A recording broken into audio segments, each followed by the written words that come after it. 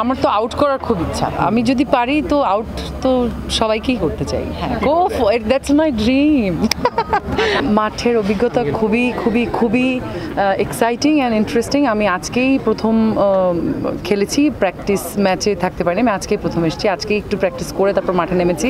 আমাদের টিমের মেয়েরা সবাই দুর্দান্ত, এভরিওয়ান, এবং ওরা খুব ভালো প্র্যাকটিস করেছে এবং আমাদের টিম কোঅর্ডিনেশন খুবই ভালো। এবং আমরা যে আমাদের মেয়েদের খেলাটা মাত্র শেষ হলো, আপনারা নিশ্চয়ই খেলা দেখেছেন।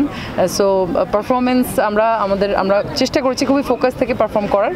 এখন আমাদের ছেলেদের খেলা চলছে, ইনশাল্লাহ আমরা ভালো করব। স্পোর্টস আমি ক্রিকেটটা আমার বেশি পছন্দ, এবং ক্রিকেটটা আমি একটু খেলতে পারি দেখে আমার বেশি পছন্দ। ফুটবল অনেক কঠিন খেলা আমার মনে হয়। ফুটবল যারা খেলে, ক্রিকেট যারা খেলে সেটা একদম সহজ খেলা, আমি এটা বলছি না।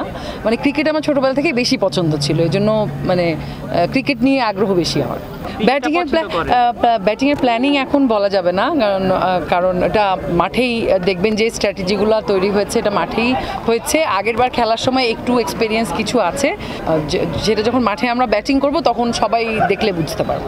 অফকোর্স টুর্নামেন্ট আমার তো আউট করার খুব ইচ্ছা, আমি বোলিংটাতে বেশি, আমার জায়গা থেকে আমি বোলিংয়ে বেশি কনসেন্ট্রেট করেছি ব্যাটিংয়ের চেয়ে। আমাদের খুব ভালো ভালো ব্যাটসম্যান আছে আমাদের টিমে, মেয়ে ব্যাটসম্যান।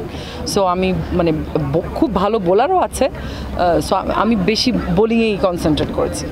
না আমি যদি পারি তো আউট তো সবাইকেই করতে চাই। হ্যাঁ, go for it, that's my dream.